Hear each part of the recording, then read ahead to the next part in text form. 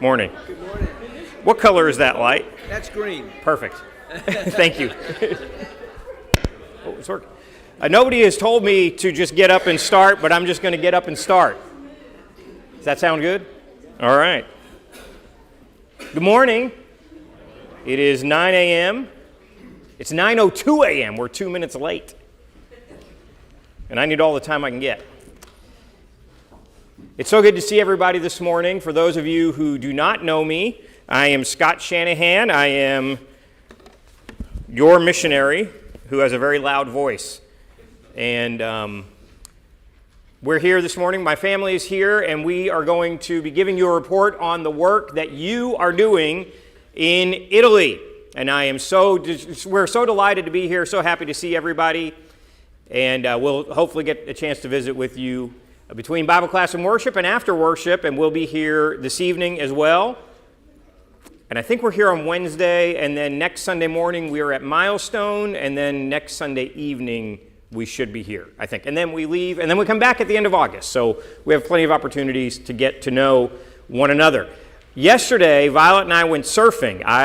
Violet went surfing. I went falling. And I hurt my back pretty badly, so if I'm limping around a little bit, you know why. We're going to go ahead and start with a prayer, so please pray with me.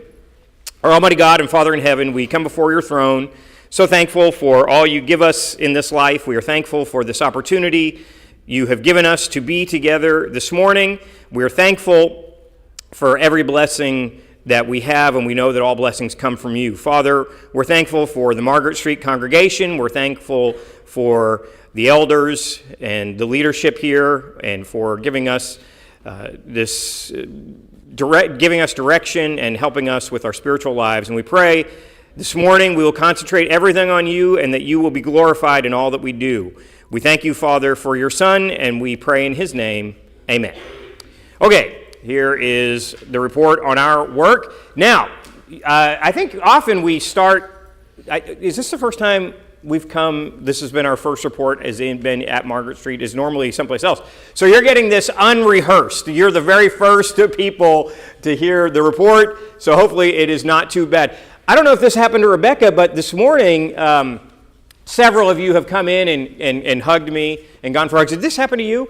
I've gone to kiss everybody, and then halfway through, realize, oh, no, don't do that. Just hug here, because in Italy, we kiss, and that's fun. I'm assuming this arrow goes, oh, yeah, there it does. All right, we're going to try something. Now, listen, I don't want to sing a solo, okay, this morning, and Rebecca does not want to sing a solo, okay? Who knows the song, Sing Alleluia to the Lord? You guys know that song, right? This is Sing Alleluia to the Lord in Italian, and you're going to sing it this morning in Italian, okay? The tune is basically the same.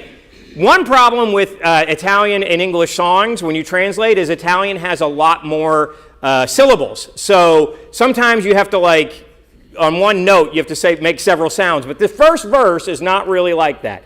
It's pretty easy. So we're going to try to sing this, and I'm going to lead it. I'm not a great song leader, so bear with me on it. But we're just going to do the first verse, okay?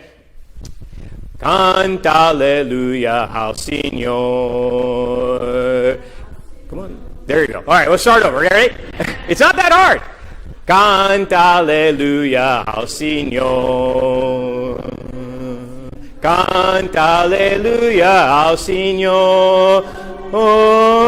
Canta alleluia. Canta alleluia, canta alleluia al Signore. Beautiful, good job. Have you ever sung in Italian before? Anybody opera singers here? You could have done the whole song. But it gets a little tricky. You could say it in one. It's a little tricky. You got it well. I love this song. I love it in both English and Italian. My very favorite Italian song, though, does not exist in English. It's Take My Life, but that's not Take My Life and Let It Be different. Anyway, I love that song. And I like this one. And you guys did great, so good job. But we're going to practice. This picture was taken 6 years and 2 months ago when we left. And I just happened to see it yesterday when I was going through photos for the presentation. That's Violet and Eden, and they are both way bigger than that now. I had to tell Violet on Wednesday. Violet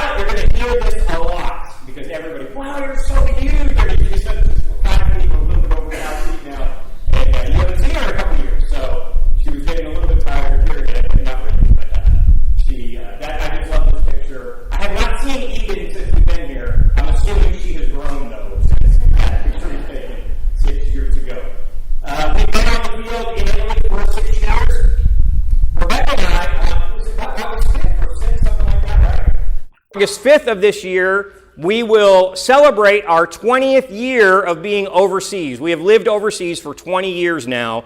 12 years in Micronesia, about a year in Ireland, and then 6 years now in Italy. Now you might say, Scott, that did not add up to 20, that added up to 19. There was about a year, a couple of 6-month periods where we were in the U.S. during that time. But we have been overseas now for 20 years, which is incredible to me. Just going to tell you a few things about Italy. There is the map of Italy, of course. Italy is about 116,000 square miles, more or less. Population is right around 59 million. It's actually going down a little bit. People are leaving Italy. People are coming in all the time, but also leaving. So it was about 60 million, down about 59 million now. If Italy were a U.S. state, this is interesting to me, it would be the 5th biggest state. So Alaska, Texas, California, then I think it's New Mexico or Arizona, I can't remember, and then it would be Italy if Italy were a U.S. state. But interestingly, if Italy were a U.S. state, it would be the most populated. California is the most populated U.S. state with about 39.5 million. So about 20 million more people in Italy than in California, even though it is smaller. Population density is pretty big. Just to give you some perspective, the state of Florida is 65,000 square miles. So not quite, Italy's not quite twice as big as Florida. Population 23.3 million, the population of Florida, give or take. I didn't count each individual. In fact, I didn't do any of the counting. I got that off the internet, which is an amazing tool we have for this kind of thing. So the population then is Italy is almost 3 times that of Florida. But interestingly, in Italy, the total amount of congregations is about 40. We don't know, nobody knows exactly how many congregations there are, and there are a number of congregations in Italy that call themselves the Churches of Christ, but they're really the Christian church, okay? So they use the instrument, they're not necessarily organized correctly. So I would say maybe 20 to 30 that are what you would call sound congregations of the Lord's church. Total congregations in Florida, this is a list, again, I got off the internet, of congregations in the United States, different states. And in Florida, they think, again, nobody knows for sure because we don't have a central headquarters, about 488. So think about that. We have more than twice the population, about 3 times the population, and about 1/10 of the amount of congregations. And of course, in that number, 488, you've got all kinds, right? You've got very liberal, very conservative, you've got anti, you've got people who use the instrument and this kind of thing. But that just kind of puts things into perspective. So our work is centered mostly in Tuscany. It was centered in Florence, where we still live, but I'll be updating that in just a few moments. We were working, last time I was here, we were working Florence, Prato, and Pistoia. You can kind of see them on the map. This probably does not have a pointer on it. I don't think it does. You can kind of see them on the map, sort of in the northern part of Tuscany there. You can see Florence, kind of right in the middle on the north, and then Prato and Pistoia. We were working all 3. Now we are concentrating only on Pistoia. And we'll talk about that in just a few minutes. So let's just tell you a little bit about Pistoia. This is a Google Maps view of the city of Pistoia. You can see it's very developed, not a whole lot of open spaces there. It's about 91 square miles. The population is right around 90,000, and that's considered a smaller town in Italy, but about 90,000 people. Now, in Pistoia, just like Florence, you have the city of Pistoia, and then you have the province of Pistoia, which is a little bigger and includes other towns. Florence is the same way, kind of like New York, I guess you could say. And the population of the province is around 290,000 people. And just again, for perspective, Pensacola is about 41 square miles, so a little less than half the size of Pistoia. Population 51,000, a little less than half or a little bit better than half population. Escambia County, though, if you count Escambia County, it's a little bit bigger, a little bit more populated, and then Santa Rosa County is a little bit less populated. Again, this is just for perspective, but look at this map. Where are you at? Map, there you go. All right, here we have basically Escambia and Santa Rosa counties together, and all those little marks there are congregations, okay? In Pistoia, there's one congregation, and it's very, very small. Okay, and that's the story of Europe, really. It's not just Italy. We have friends that work in, hey, that's my wife. We have friends that work in, just kidding, friends that work in France, in Belgium, in England, and it's the same story everywhere. There's very small congregations of the Lord's church. Okay, so that was just to put some things in perspective. In Italy, we have a lot of challenges to our work, both external and internal. I'm going to say, as I mentioned, in just a couple months, we'll hit our 20th anniversary of living and working overseas, and this work has been by far the most challenging thing I've ever done in my life. It's the most challenging thing I've ever done in ministry. There's so many different challenges. For external challenges, thankfully, we live in a place that has freedom of religion. Now, we do have some challenges with immigration and me being on a religious visa. This is actually a really funny thing. When we go back, we have to leave here August 22nd because on August 26th, I think it is, we have an immigration meeting. We have to go to the immigration office. This office is just the worst place on earth. Imagine the DMV times like 1,000,000, okay? It's just awful. It's hot. It stinks. Everybody has body odor. There's no bathroom. There used to be a bathroom, and there's thousands of people there every day. There used to be a bathroom, and one time, I really, if you'll excuse me being a little bit vulgar, I really had to go. And I walked into the bathroom and walked right back out because it was, I've never seen anything so disgusting. But the funny thing about that is when we go to the immigration office and we show that I'm on a religious visa, and then I say, well, this is my wife and daughter. What? You're a priest? How do you have a wife and daughter? I'm not a priest. I am a priest, but not in the way you think. Okay, so the external challenges, the big one for us, of course, is lack of interest. Now, that's not so different than here. And you have basically two extremes with a few people in the middle, those that are Catholic. We have very strong Catholics in Italy. In fact, our neighbors, who we love, we live in a duplex. It's kind of hard to describe. You go through an apartment building and into a garden, a yard, a little yard, that's ours, and then we live in a duplex with this other family next to us.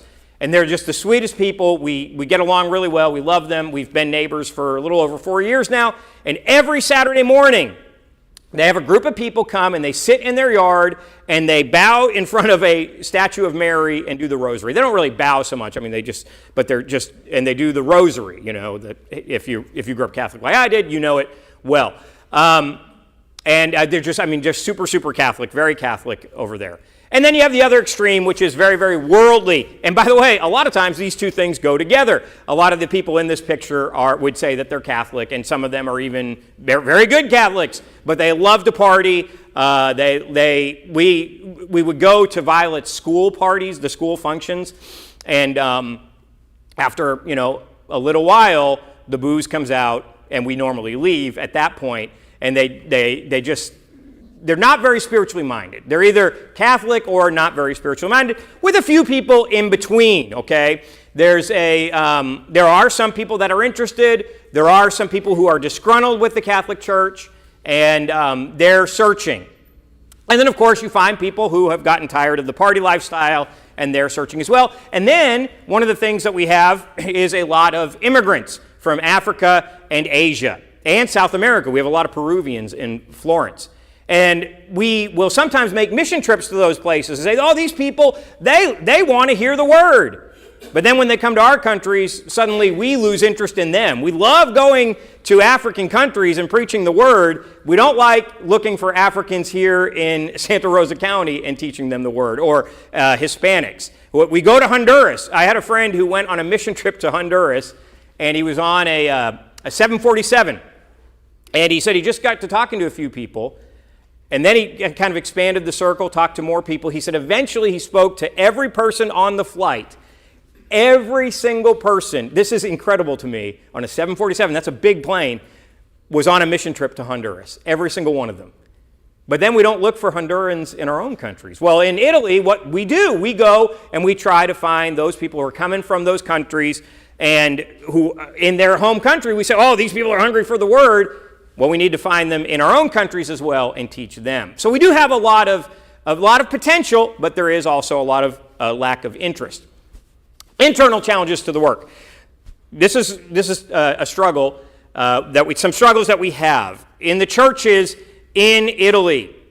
A lot of complacency.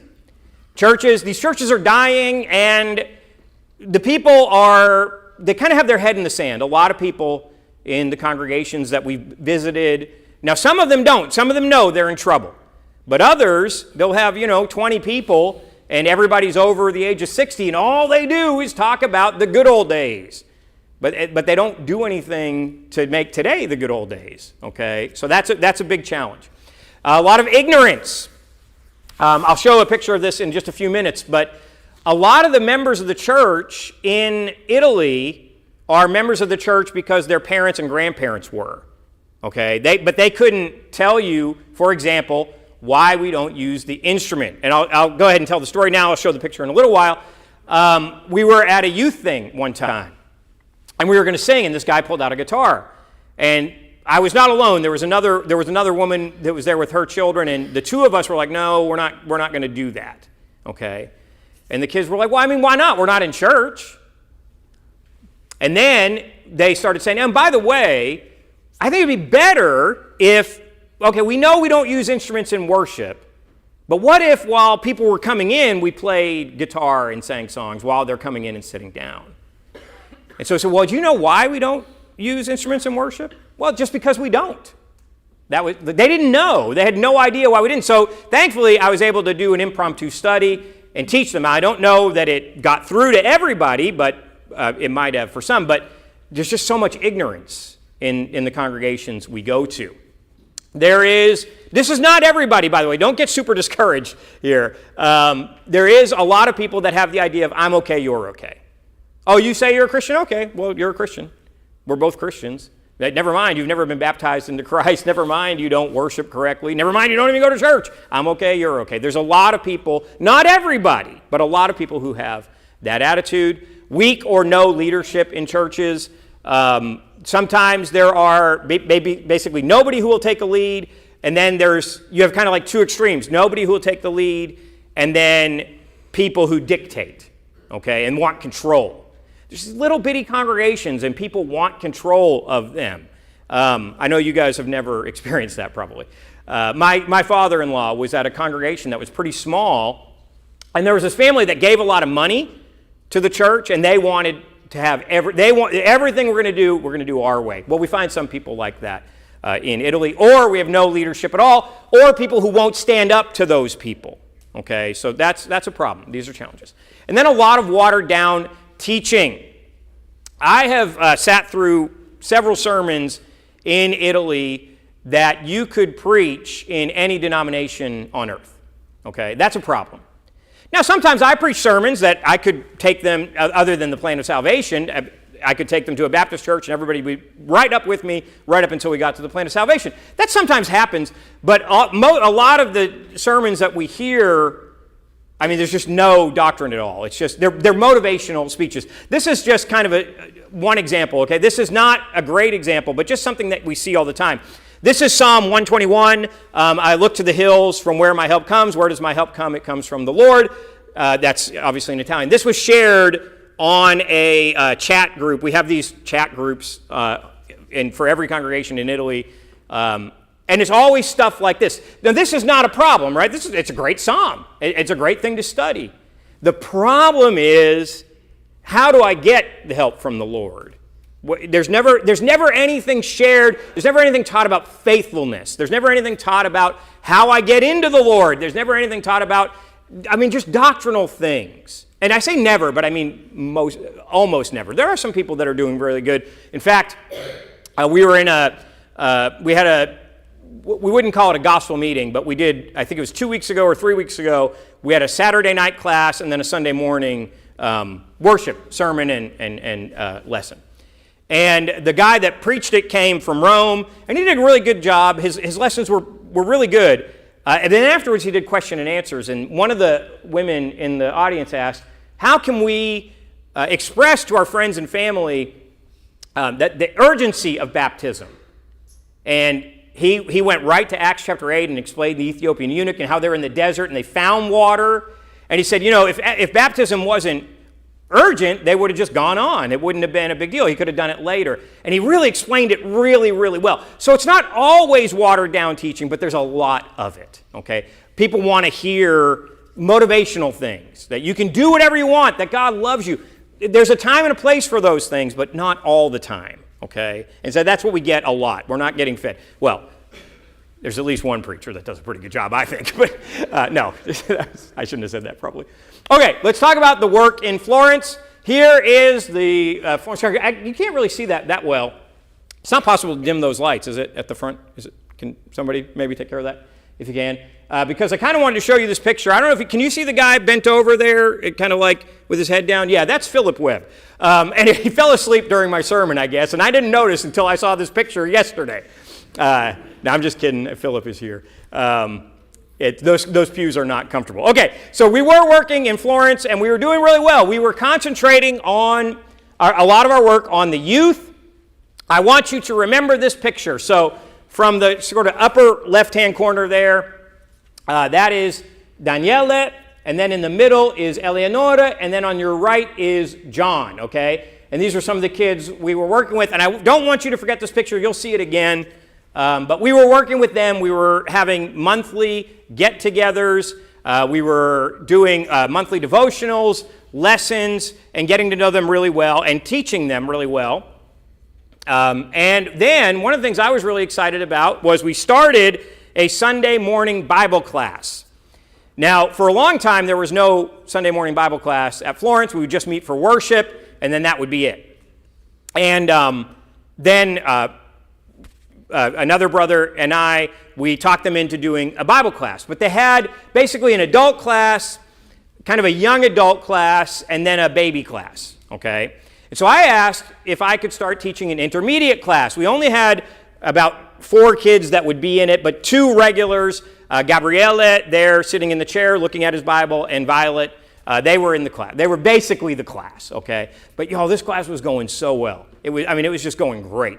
They were learning. They were into it. It was just going really, really well. Rebecca was helping me teach it. It was kind of fun teaching Violet in Italian because we don't normally communicate in Italian, but we would in that class, and that was kind of fun. And it was just going really, really well. But we were also working at the same time with this other little congregation in Prato and the congregation in Pistoia. Here we are again. This was that meeting with the youth where they brought out the guitar. I don't know. We haven't had meetings with this youth group in a long time, so I hope they're not doing that, but they might be. I don't know. But anyway.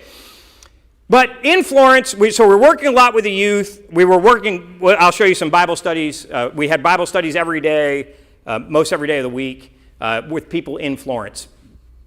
And things were going okay, but there was always tension in Florence.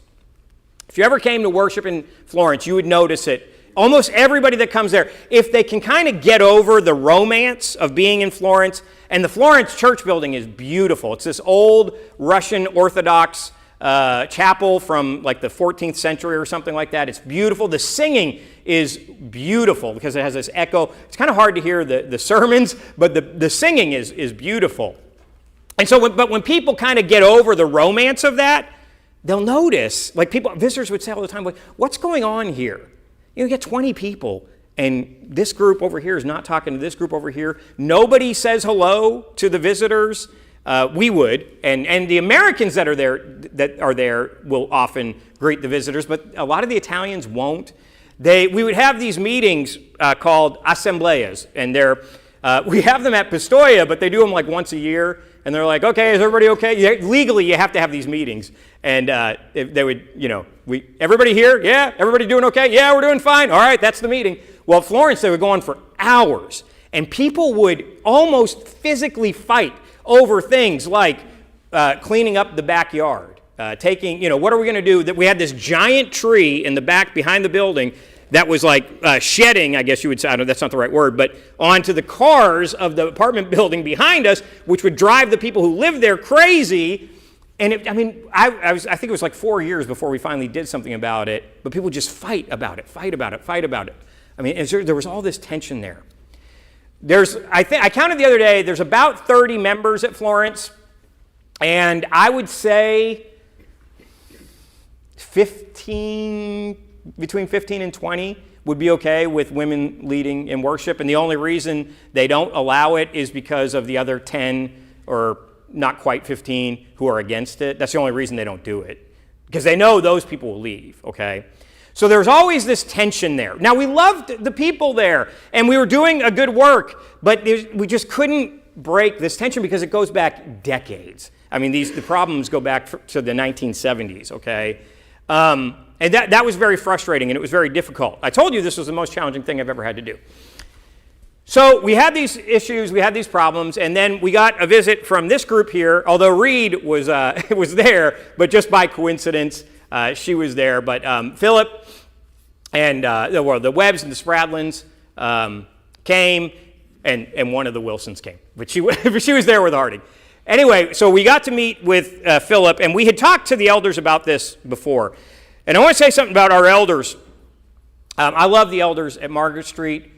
We have worked under 3 elderships, and this is by far the best. And I'm not just saying that because they send my paycheck every month. They are really good. And one of the things that they're really good about is listening to us and then giving us advice and telling us what they want us to do. And Philip came and he said, Scott, we've talked to you. We know the work you're doing, but we feel you're spread too thin. And we know there's problems in Florence. We told them there's problems in Florence. And what we want you to do is we want you to move your work over to Pistoia and concentrate just on Pistoia.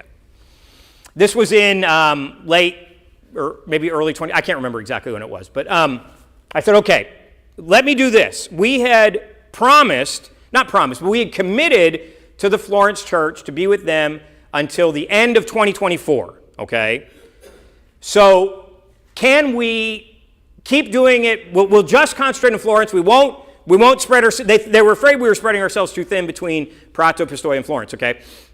And I said, we just concentrate on Florence until the end of 2024. Let me keep that commitment.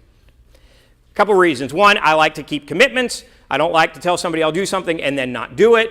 Please don't ask Rebecca about me saying I would fix the toilet and not doing that. But I don't like doing that. Number 2, they have had at Florence, one of their sources of tension is they've had a lot of Americans come in, commit to things, and then not do them. And so they kind of have this attitude when Americans come in, well, they're not going to do what they say. And I didn't want to give them another example of that. So I said, let me stay in Florence until 2025, and then we'll move over to Pistoia. Move our work over to Pistoia, and Philip said, on behalf of the elders, okay, we understand that. And they might have communicated with me on that in another meeting. I can't remember exactly, but they said yes.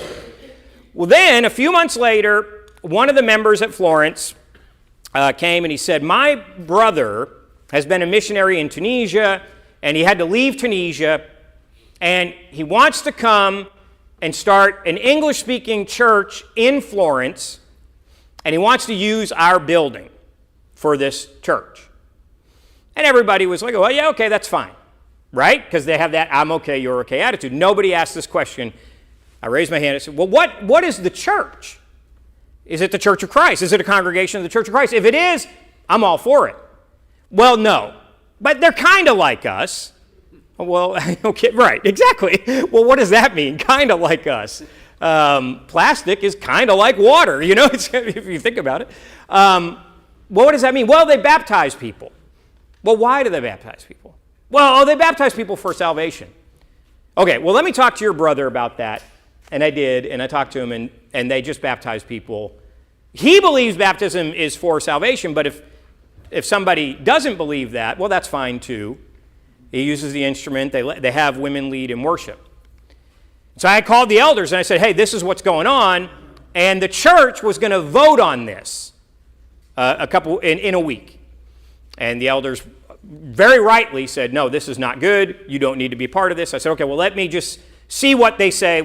I'll go to the meeting. And they had this vote, okay? There were a few people in the congregation. There was my family and then 2 other families. Again, we're talking 30 people. So let's say 9 of us, maybe 9 or 11 or so of us, that were very, very much against this, okay? But everybody else was all for it. And so Rebecca and I told them, okay, if you do this, if you make this decision, we have to leave. We cannot stay at Florence. And then two of the ladies, this really touched my heart. Two of the ladies, it touched my heart, but it also it was the wrong thing. They changed their vote. They were, well, I was going to vote for it, but if you and Rebecca are going to leave and Violet, well, I want you to stay, so we'll change our vote. And that really touched my heart, but then also, though, I thought about it, that's not the right reason. You should vote against it because it's wrong, not because I'm going to leave. I should not be a factor, okay? So they had the vote, and they decided it was good. They would go through with this, let this guy come and start a church in our building, not a congregation of the Lord church. And so Rebecca and I said, well, we have to leave. Well, then the guy couldn't get his visa. Okay, it's very hard to get a visa, and he couldn't get it. So he wasn't allowed to come. And so they came back to us. We had already gone to Pistoia. They came back to us and said, well, it's not going to happen. He can't come, so you can come back. I said, no, we can't, because you voted for it. It doesn't matter that it's not going to happen. The only reason it's not going to happen is because of circumstance. It's not because of the truth. And so we still have people there that we love, that we communicate with, but we're not there anymore. Okay, and that was very, very difficult. It was in our ministry, again, I would say it's maybe the hardest thing we've ever gone through. We've gone through some tough stuff, as everybody in ministry has. But it was really, really tough, okay? And so we've left there and we've gone to Pistoia. Now, Pistoia is night and day. Night and day. Pistoia is warm. They're friendly. If you come in, they're just gonna greet you. They're gonna kiss your cheeks, which I almost tried to kiss some of your cheeks this morning. You didn't notice it, I don't think, but here we are with Pistoia. About 10 people in this picture are not members of the church at Pistoia, but the rest of us are. So it's a pretty good group, a good-sized group, 20 to 25 most Sunday mornings. They love the truth. Their sermons are pretty good. Every now and then you get one that's kind of, that wasn't that great, but they do pretty good. I get to preach there more frequently, and they're always very encouraging when I preach. So we should have gone there a long time ago, but I'm stubborn, and I did make that commitment. Okay, so our focus in Pistoia, I don't have a few minutes left. I was hoping to have time for questions. I don't know that we will. Are evangelism, education, and equipping, making leaders. We want leaders. Through evangelism, one thing we do is English through the Bible. There's Rebecca teaching some little ones. This was my class, some bigger ones. Bigger kids, we had adults in this class as well. We do a lot of English through the Bible. I don't love doing that because it takes a long time. This is one of my students, Daniele. Another one, Roxana. She's Peruvian. I was actually teaching her Italian through the Bible in this picture.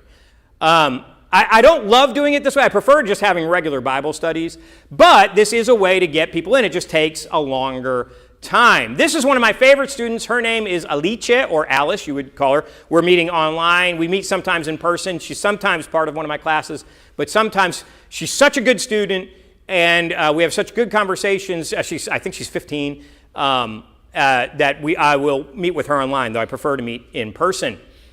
This is one of my favorites. So Alice, she just finished her freshman year of high school, first year of high school, and she goes to what they call a classical high school. So she learns Greek and Latin, as well as the other subjects. So we now are reading the New Testament in Greek together, which is awesome. And she can read it, and she'll translate it and break it down. And it's just a great study, and that is going really, really well. And she's from a great family, very spiritually minded people. I don't have studies with her parents, but we do converse a lot, and just good people, and that is going very well. Here's one of Rebecca's students. Her name is also Alice, interestingly enough. This is another one of my students, Daniela. I have two Danieles and a Daniela. And this is Rebecca and Marina. Actually, this picture is very old. I think I might have showed this picture last time. A couple weeks ago, Rebecca and Marina were studying downstairs. I was upstairs. We have like this loft that I was working in. And I'm going to be, this is actually a few weeks ago now. I was kind of discouraged. The past few months, a lot of our studies have dropped off. The last few weeks, we've had some difficulties. And I was just feeling pretty discouraged. I was actually working on the newsletter. It's like, what am I going to write about? I mean, I'm just kind of discouraged. I don't really want to communicate that right now. And then I heard their conversation, and it was about marriage and divorce. And Marina's divorced, and she lives with a man who's not her husband, but they have a child together. And Rebecca was really very gently sharing the truth with her, and she was accepting it. Now, she's not been baptized. She's not repented. She's not a Christian. But, I mean, Rebecca's been working with her for years, and just little by little, she gets these opportunities. And little by little, we're getting her closer and closer, and we're not going to give up as long as she's not going to give up. One of the things that's been a blessing at Pistoia is a few months ago, I guess last summer, we had this group of Chinese people show up. And they're all basically religious refugees. They all left China for their faith. And they said, we've been to a lot of churches, and people don't treat us well, so we thought we'd come here. Well, our brethren are treating them, I mean, so well. They have just accepted them as part of the family. Here we are in a fellowship meal. The two people on your left are Nathan and Michelle. Those are not their real names, obviously. But they are really, really spiritually minded. We're making a lot of headway with them. Here we have, again, we have the Chinese and the Italians together. This does not happen in most congregations, okay? But the Pistoia brethren have just opened their hearts to this group, and it has very much impressed me. Look, Italians are very proud of being Italian. They have some immigration issues over there as well, just like we do here. But this group, you would never know it. They have accepted these people in a way, I mean, they've just blown me away. I can't believe it. Okay, so I'm doing Italian through the Bible for the Chinese, but this is going very, very slow. In this picture, apparently, I'm saying, I have hands. But it's going very slow, but they're there every Sunday, and we're meeting together. We're getting to know each other, and they have told me, because of this effort and because of our kindness and the kindness of the church family at Pistoia, that they're there to stay, and they've been coming. We didn't have a pointer, so I had to get up on a chair and use my finger to point at things. Okay, we're also working with the youth. You can see a lot of kids in this picture. A blessing of Pistoia is we have a pretty good-sized group of kids. This is Anna. She is 11 years old, same age as Violet. I think I have 6 minutes left, by the way, and we might just go a touch over, so please be patient with me. She's the same age as Violet. Her mom is a Christian, very faithful Christian. Her father is not. This is, on your left is Christian. His parents are both Christians. And then next to him is his cousin Giuseppe. Giuseppe, his whole family are members of the church. His father is like 48 years old, grew up in the church, comes to church, worship every Sunday, and has never been baptized. Nobody knows why. Everybody has tried, but he's just never been baptized. So pray for Giuseppe's dad. Giuseppe's 16. Then we have these kids here. We don't have to introduce all of them. You won't remember their names anyway. But they are all cousins. Again, the youngest of these is 10, and then the oldest is 14. Here's Violet with two of her American friends. The girl in the middle is a Christian. The one to your left is not. They work with Faulkner University in a town near Pistoia. They come every Sunday for 6 months of the year. And so we have this group of young people that we're trying to teach. Nobody's really taught them. I mean, they've been taught some Bible stories and some Bible facts, but nobody's really teaching them. So I put together this lesson for them that says, am I ready to be baptized? And then we have this, I think it's like 6 lessons study that they're going through now. Now, one of the things that we are emphasizing in this study is we're not trying to pressure you into doing something you're not ready to do. And one of the things in the study over and over again is this a good reason to be baptized? My friends, at camp, there's a Christian camp they go to every August. And my friends were being baptized, so I wanted to be baptized. Is that a good reason? Yes or no? My parents want me to be baptized. Is that a good reason? Yes or no? And through this whole study, Violet is working on it too. Please pray for her. Okay, so one of the things we do is advertise. When we can't door knock in Italy because that's not really how the housing works, and you're just not able to get into places. So we go up and we advertise. On the left is an Italian advertisement. On the right is a Chinese one. And there's a little QR code for a Chinese website. And we have a section near Pistoia that has a Chinatown. And when you're there, it's insane. You feel like you are not in Italy. And we're advertising there. And the guy who runs that website has told me, I can't read any of it, but he's told me that traffic has increased from this area because of these advertisements. Now, one of the funny things, I don't think we have any real little kids here, so I think I can say this.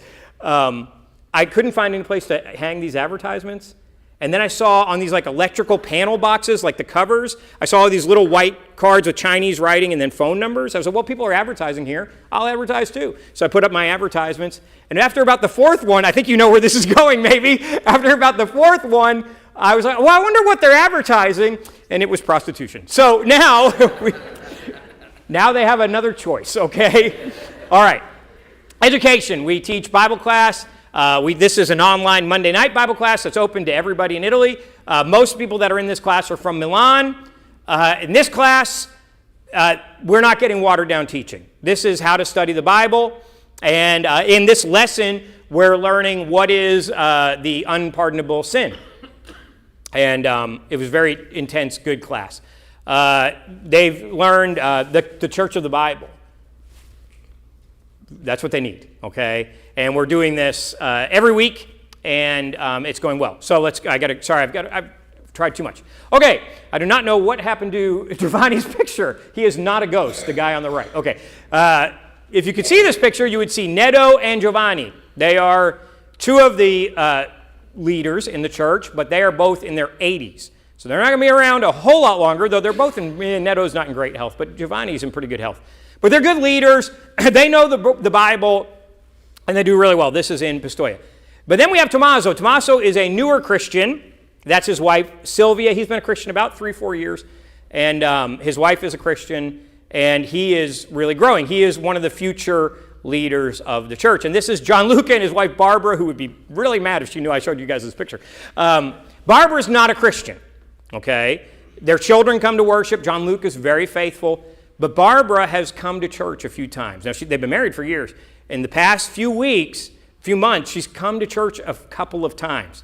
And that's progress. So these could be, if she would become a Christian, these could be elders in the church one day. And that's one of the things we're really concentrating on with them. I only have 1 minute left. Okay, somebody asked me the other day, how much success have we had in Italy? It depends on how you measure it. So if you measure it in baptisms, not very much. In the 6 years we've been in Italy, I counted it last night, we've had 16 baptisms. In 6 years in Pohnpei, we had already had 50 or so. Since our last trip, though, so that's not great, but that's Europe, okay? And our last trip, I told you to remember this picture. We've got Daniele, Eleonora, who was a Christian in this picture, and John. Since this picture was taken, John, who we work with a lot, has been baptized into Christ. So have we been successful? Well, ask John when he gets to heaven. This is one of my favorite pictures of all time. John is in the middle. These are 7 of his friends that he invited to my house for a Bible study. This kid is on fire for the Lord. Now, the kids in this, they were not super into this Bible study, okay? I think they were kind of humoring John for the most part, except for the kid on the far right. So what John and I are doing now is John has a new girlfriend. The kid on the far right, whose name I cannot remember, has a new girlfriend. And so when we get back, we're going to start studying with just them instead of the bigger group who may not be super interested in it. These other kids are. Okay. But John's doing really well, and that is because of the work you're doing. There's Daniela. He was in that picture. He was not a Christian. Here he is leading the Lord's Supper because he's been baptized into Christ, and he is now a Christian. This is Pina. That is not me. My hair is thin. It's not that thin. This is Pina. Her husband was baptized right after we moved to Florence. She was baptized a little over a year ago now. But Pina's had some trouble. You can't read that. That's her husband. He was on the front page of every newspaper because he was murdered at a concert that she was at. And she saw him get hit in the head and fall down the stairs, and he died right in front of her. And she has, until just recently, been going to court and having to relive that every single day. Pray for Pina, because she's struggling, okay? She still comes. She comes some, and she's got 2 little kids. It's really tough. So please pray for her. But she's on her way to heaven, and she gets to meet Antonio, her husband, again one day. And That's a large part because of the work you're doing. So success. Leadership. We're trying to develop leadership. There's Tommaso. He's a baby Christian worshiping. Notice what he did. He put his, I'm so sorry. We're going to go a minute, just another minute, sorry.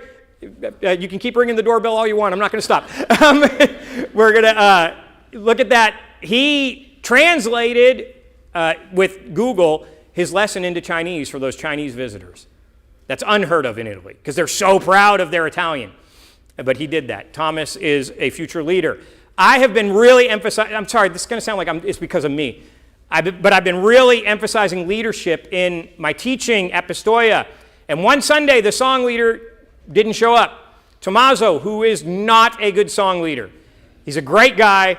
He might be worse than me when it comes to song leading. Nobody asked him to do this. He jumped up and started leading singing. He's a baby Christian, but we're developing leaders. So have we had some success? I think we have.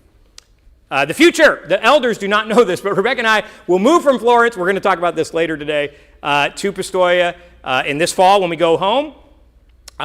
We will move our house to be closer to the church there. Again, we haven't talked to the elders about this, so this is tentative, but we have talked to the leadership at Bear Valley, and we're going to start an extension campus in Pistoia. We hope, is with the elders' approval, and if it all works out.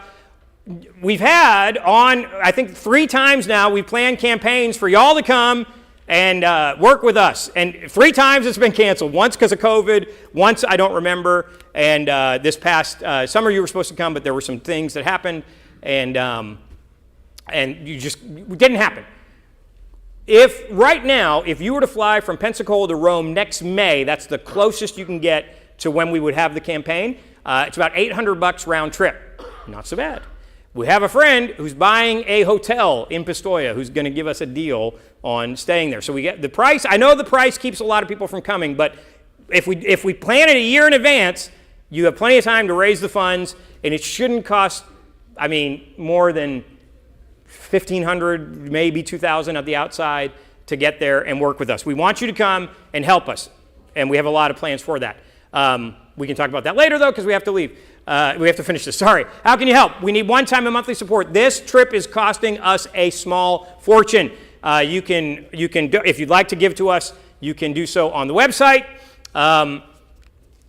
Campaign. That's how you can help. Come and work with us, okay? Newsletter, and you can encourage us. All right, I said this 2 years ago. One of the things we really need from you guys is to hear from you, okay? Should I do this? No, I'm not going to do it. Okay. I was going to do something. I'm not going to do it. Be in touch with us more, please. Okay? Have your kids in touch with Violet. We've got that Marco Polo thing. They can send video. We can have video chatting. We've got so many ways they can be in touch. And we feel isolated out there sometimes, okay? So reach out to us. I'll give you our email address in just a second. Here's a picture. You probably can't see that. This is the statistics on our newsletter. We send it to about 350, 400 people a month, and less than 50% of the people open it. And that makes us sad. So if you're not getting the newsletter, please get it, and please read it, and then respond to it. You don't have to tell us that we're doing a great job. Just tell us what you're doing in your life, okay? We love hearing from you guys. So please do that. Here, you can get that email address, scottponpe, where I used to live, @gmail.com.